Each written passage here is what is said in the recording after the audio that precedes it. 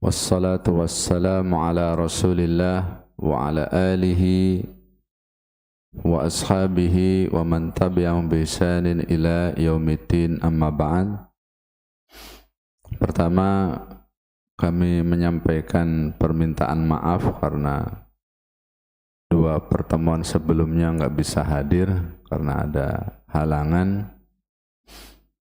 Yang kedua, kita duduk bareng di bawah biar sama-sama duduknya. Tapi ikhwas sekalian yang dirahmati oleh Allah Subhanahu wa taala, tentu kita sangat bersyukur kepada Allah Subhanahu wa taala. Pujian, sanjungan kita ucapkan kepada Allah Tabaraka wa taala atas hidayatul Islam, hidayah Islam ini, yang dengannya seseorang itu akan bisa mendapatkan kebahagiaan di dunia dan di akhirat. Sebuah nikmat yang sangat mahal, yang seorang Salman Al-Farisi radhiyallahu ta'ala anhu sampai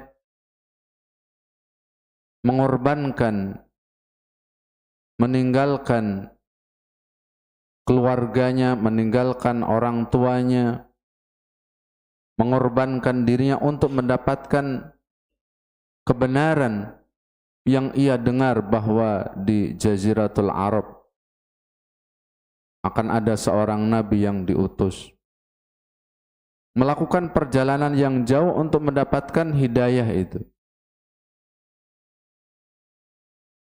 Dan kita juga mendengar kisah tentang seseorang yang telah membunuh 99 nyawa, yang mana hatinya rindu untuk kembali kepada Allah, yang setiap harinya melakukan kedurhakaan kepada Allah Subhanahu wa taala, tapi hatinya tergerak untuk kembali kepada Allah. Yang ia mencari ke sana kemari, siapa yang bisa menunjukinya kepada hidayah itu? Dia tanya ke sana kemari, kemudian ditunjukkan kepada seorang ahli ibadah. Ia sampaikan, ia utarakan apa yang ada pada dirinya, bahwa ia telah membunuh 99 nyawa, bukan jumlah yang sedikit. Ia sampaikan, ia utarakan. Maka seorang ahli ibadah itu mengatakan bahwa sudah tidak ada lagi pintu taubat untukmu, sudah tertutup, sudah selesai. Maka orang ini pun marah besar sehingga menggenapkan, membunuhnya menjadi 100. Tapi hatinya terus bergejolak, keinginannya untuk kembali kepada kebenaran, kembali kepada Allah, sehingga bertanya kembali, mencari kembali siapa yang bisa menunjukinya kepada hidayah. Sampai akhirnya ia ditunjukkan kepada seorang alim, ahli ilmu. Ia utarakan, ia sampaikan keinginannya. Maka kita lihat jawaban seorang alim ini. Siapa yang menghalangi Anda untuk bertaubat kepada Allah? Siapa yang bisa menghalangi Anda untuk kembali kepada Allah? Maka orang ini pun bahagia, mengangkat kepalanya, kebahagiaan yang luar biasa dari dalam dirinya. Mata yang berbinar-binar. Maka ditunjuki untuk pergi ke sebuah negeri, sebuah daerah yang di mana di sana orang-orang soleh beribadah kepada Allah, untuk meninggalkan kampung halamannya, begitu sulitnya dia mencari hidayah Allah Subhanahu wa taala. Jalan hidayah ini pun jalan yang ditempuh oleh para nabi dan para rasul. Nabi Ibrahim alaihissalam rela dilemparkan ke dalam api hanya karena hidayah. Nabi Musa alaihissalam rela dikejar-kejar oleh Fir'aun karena hidayah. Sangat mahal, maka harus kita jaga sebaik-baiknya. Dalam kehidupan setiap orang pasti mencari kebahagiaan. Siapapun dia, pasti yang dicari adalah hidup bahagia. Maka banyak orang mencari kebahagiaan, memandang sebuah kebahagiaan itu ada pada harta benda, sehingga dia mencari jalannya bagaimana bisa mendapatkan harta benda. Tapi ketika dia mendapatkan apa yang dia inginkan, apa yang diharapkan, hatinya menjadi gelisah, gundah gulana. Ada saja yang membuat dia gelisah, ada saja yang membuat dia tidak bahagia. Entah itu dari keluarganya, entah itu dari anak-anaknya. Ada juga yang menganggap bahwa kebahagiaan itu ada pada kekuasaan, jabatan. Secara zahir kelihatan bahagia. Pergi, diantar, pulang, dijemput. Tapi kalau kita sudah masuk ke rumahnya, ternyata di sana ada keluh kesah yang paling dalam.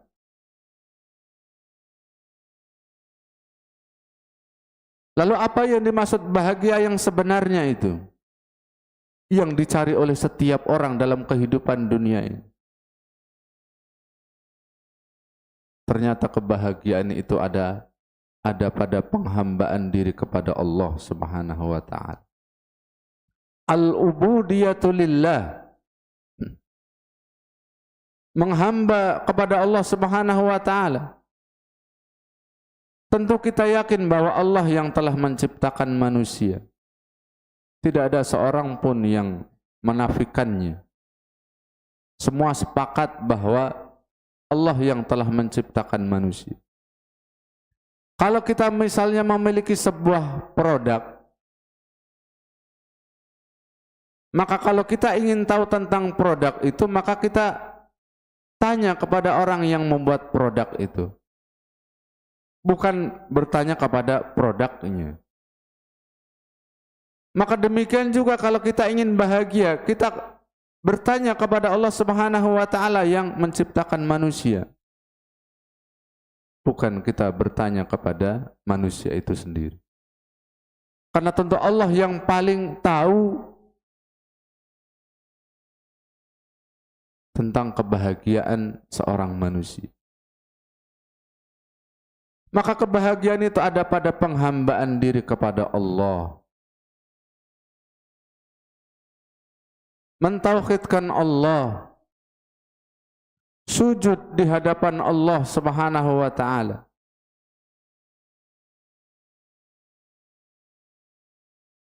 Itulah kita bisa mendapatkan kebahagiaan yang sebenarnya. Bahagia dengan beribadah kepada Allah, bahagia dengan mengagungkan Allah, bahagia dengan kita beribadah kepada Allah Subhanahu wa taala. Karena jiwa ketika jiwa itu tenang, an-nafsul mutmainnah, maka akan mendorong seseorang itu untuk beribadah kepada Allah Subhanahu wa taala. Karena dia yakin bahwa dengan beribadah kepada Allah Subhanahu wa taala jiwa itu akan tenang. Tetapi berbeda dengan jiwa yang ammaratun bisu, yang justru mendorong seseorang untuk berbuat maksiat, yang justru mendorong seseorang untuk mendurhakai Allah dan Rasulnya alaihi salatu wassalam. Jiwa yang tenang nanti akan dipanggil oleh Allah Subhanahu wa taala, ya ayyatuhan nafsul mutmainnah. Akan dipanggil oleh Allah Subhanahu wa taala, yang mana dalam kehidupan dunianya dia yakin kepada Allah Subhanahu wa taala. Dan semoga kita termasuk nanti dipanggil oleh Allah Subhanahu wa taala, ya ayyatuhan nafsul mutmainnah, wahai jiwa yang tenang.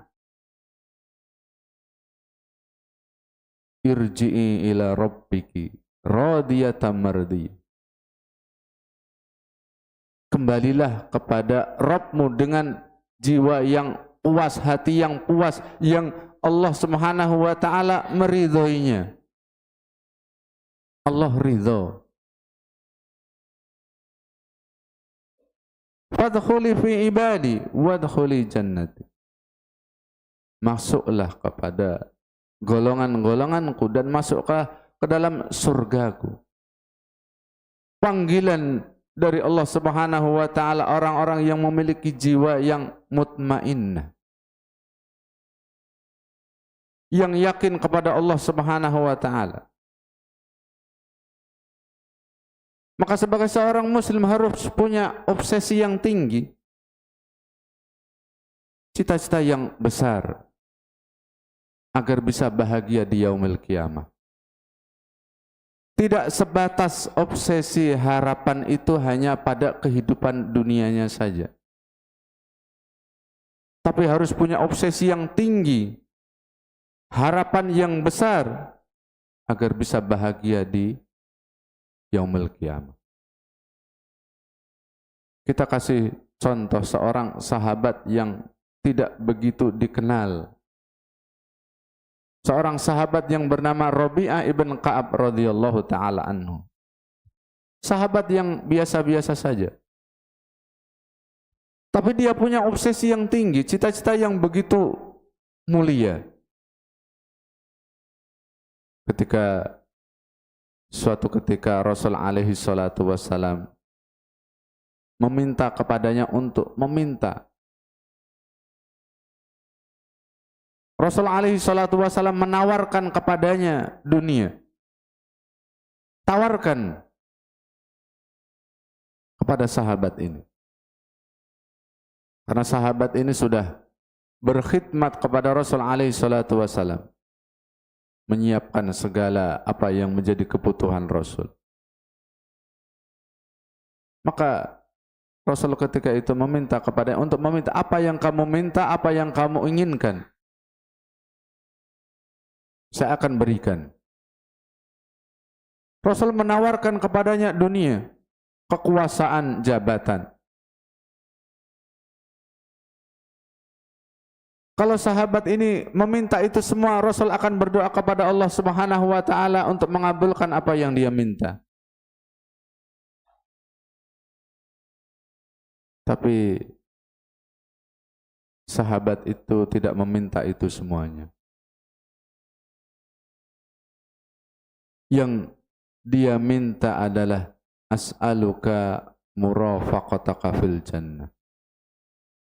Sebuah harapan yang begitu besar dari sahabat ini. Karena dia merasa bahagia itu ketika bersama Nabi di kehidupan dunia ini.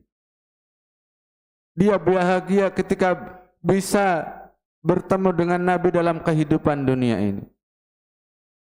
Maka dia juga ingin bahagia di kehidupan akhirat bersama dengan Rasul alaihi salatu wassalam. Sebuah harapan yang begitu besar. Seharusnya seorang muslim juga punya keinginan yang seperti itu, cita-cita yang seperti itu, harapan yang besar sebagaimana sahabat ini, agar bisa bahagia di kehidupan akhirat, agar bisa bahagia di yaumil qiyamah. Padahal sahabat ini sahabat yang biasa-biasa saja, tidak dikenal di zamannya. Tapi cita-cita yang membumbung tinggi, kebahagiaan yang ia inginkan, yang ia harapkan bersama dengan Rasul alaihi salatu wassalam, tentu di surganya Allah Subhanahu wa ta'ala. Ikhwas sekalian yang dirahmati oleh Allah Subhanahu wa ta'ala. Kalau kita lihat bahwa kehidupan dunia ini singkat. Bahkan jangankan kita bandingkan dengan kehidupan akhirat, kita bandingkan dengan kehidupan di alam kubur, itu pun jauh lebih lama di alam kubur daripada kehidupan dunia. Kita bisa hitung Rasul alaihi salatu wassalam yang meninggal tahun 11 Hijriah di saat umurnya 63 tahun. Berarti dalam kehidupan dunianya 63 tahun lamanya. Kalau kita hitung Rasul alaihi salatu wassalam berada di alam kuburnya berapa tahun sampai saat ini? Yang mana beliau meninggal tahun 11 Hijriah. Berarti kalau kita hitung dalam kehidupan di alam kuburnya sekitar 1436 tahun lamanya. Tidak sebanding dengan kehidupan dunianya. 63 tahun. Abu Bakar radhiyallahu taala anhu yang meninggal di tahun 13 Hijriah. Sama umurnya 63 tahun saat Allah Subhanahu wa taala memanggilnya. Kalau kita hitung berapa lama beliau di alam kubur sampai saat ini, berarti sekitar 1434 tahun lamanya. Dalam waktu yang lama itu, kalau misalnya seseorang kan di alam kubur itu hanya ada dua kemungkinan. Imam mendapatkan nikmat kubur, imam mendapatkan azab kubur. Kalau dalam waktu yang sangat lama itu seseorang mendapatkan azab kubur, naudzubillah, bagaimana dia akan merasakan kehidupan yang sangat berat di alam kubur. Baru di alam kuburnya, belum di kehidupan akhiratnya.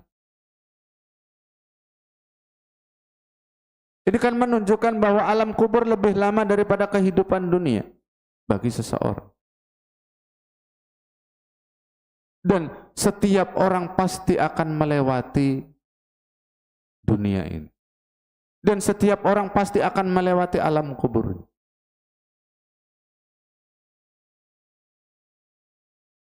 Karena memang kehidupan dunia sangatlah singkat, sangatlah sebentar. Maka jangan sampai kita mengorbankan kehidupan dunia yang sangat singkat ini dengan tidak menghambakan diri kepada Allah. Dengan tidak kita realisasikan ubudiyah kita kepada Allah Subhanahu wa ta'ala.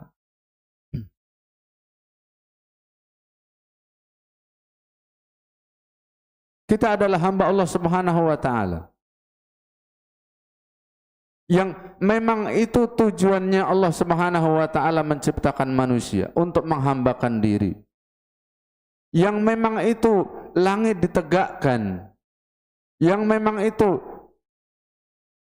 bumi ini dihamparkan, yang memang itu tujuannya karena Allah Subhanahu wa ta'ala menurunkan kitabnya, yang karena itu Rasul alaihi salatu wassalam diutus agar manusia bisa merealisasikan al-ubudiyatu lillah, menghambakan diri kepada Allah Subhanahu wa ta'ala. Ikhwas sekalian yang dirahmati oleh Allah Subhanahu wa ta'ala, bahwa kehidupan dunia sangat singkat. Sebentar. Yang tentu banyak liku-liku dalam kehidupan ini. Kadang kita bahagia, kadang kita sedih, kadang kita sengsara. Karena memang itulah hakikat dunia. Setiap orang pasti merasakan sedih. Setiap orang pasti merasakan bahagia. Tapi di saat seseorang itu mendapatkan kesedihan, kegelisahan, bahkan mungkin dia merasakan rasa takut yang sangat. Tapi Allah Subhanahu wa Ta'ala memberikan harapan sebagaimana yang disebutkan di dalam Al-Quran. La tahzan innallaha ma'ana. Janganlah kita bersedih bahwa Allah Subhanahu wa Ta'ala bersama kita. Itu yang harus kita yakin. La tahzan innallaha ma'ana. Allah bersama kita selama kita beriman kepada Allah Subhanahu wa Ta'ala. Selama kita yakin kepada Allah Subhanahu wa Ta'ala, Allah bersama kita. Karena itu juga yang diucapkan oleh Nabi alaihi salatu wassalam ketika bersama sahabatnya Abu Bakar radhiyallahu taala anhu. Yang saat itu dikejar-kejar oleh orang-orang Quraisy saat hijrah dari Mekah ke Madinah.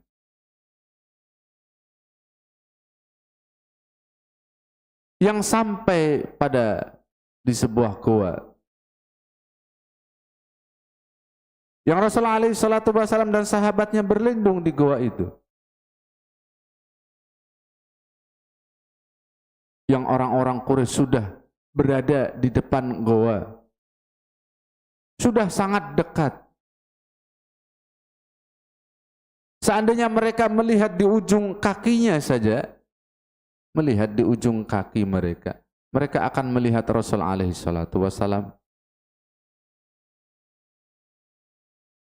Tapi di saat yang sangat genting itu, Rasul alaihi salatu wassalam mengatakan kepada Abu Bakar, la tahzan, innallaha ma'ana. Di saat semua harapan dunia itu tidak ada,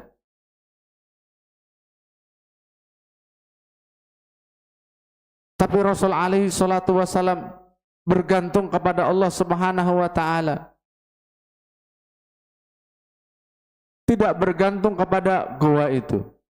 Tidak bergantung kepada kecepatan larinya. Tidak bergantung kepada kekuatan fisiknya. Tidak. Tapi Rasul alaihi salatu wassalam bergantung kepada Allah Subhanahu wa Ta'ala.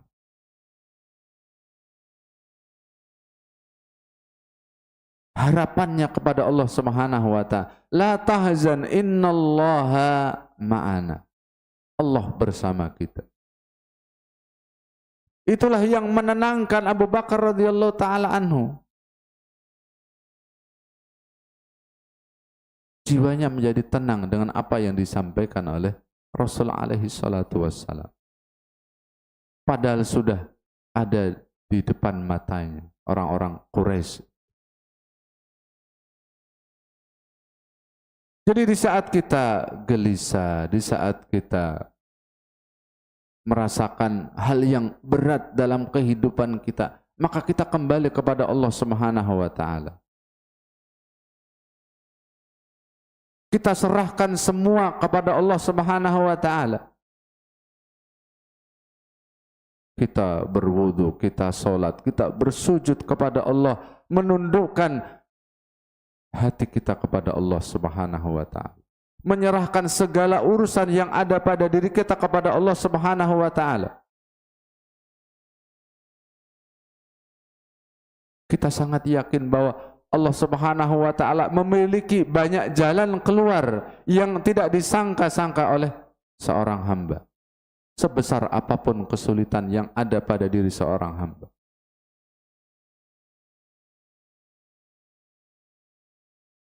Karena ketika seseorang hamba itu yakin kepada Allah Subhanahu wa taala, maka di sanalah jalan keluarnya. Innan nasra ma'as sabri wa innal faraja ma'al qarbi wa inna ma'al usri yusra. Kemenangan itu beriringan dengan kesabaran. Jalan keluar itu beriringan dengan apa yang dia usahakan. Dan di setiap kesulitan pasti ada kemudahan. Inna ma'al usri yusra. Ikhwas sekalian yang dirahmati oleh Allah Subhanahu wa taala, kebahagiaan yang hakiki ketika kita bisa merealisasikan al-ubudiyah, penghambaan diri kepada Allah Subhanahu wa taala.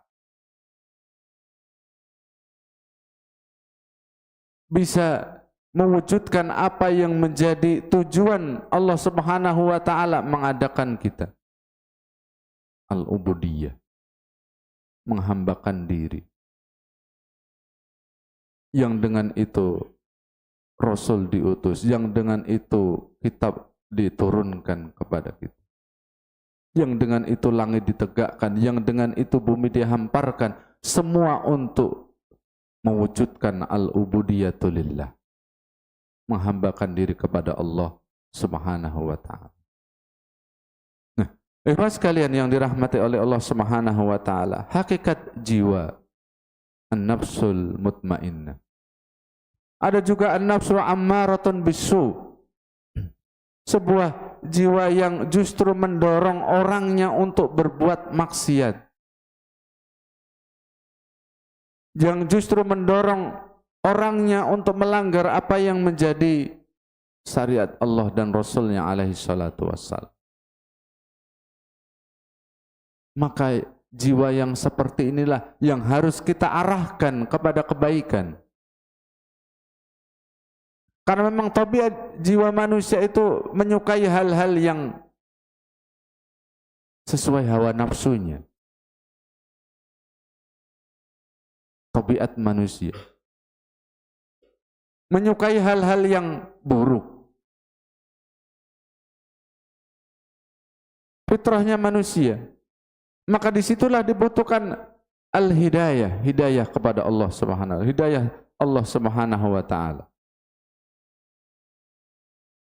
Jiwa itu butuh bimbingan, jiwa itu butuh arahan, jiwa itu butuh yang bisa menunjukkan jalan.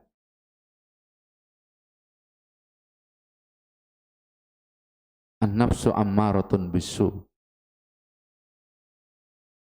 Bahwa memang ada jiwa yang selalu mendorong orangnya untuk berbuat hal-hal yang tidak baik. Nah, ikhwas sekalian yang dirahmati oleh Allah Subhanahu wa taala. Maka kita kembali kepada tadi, kebahagiaan.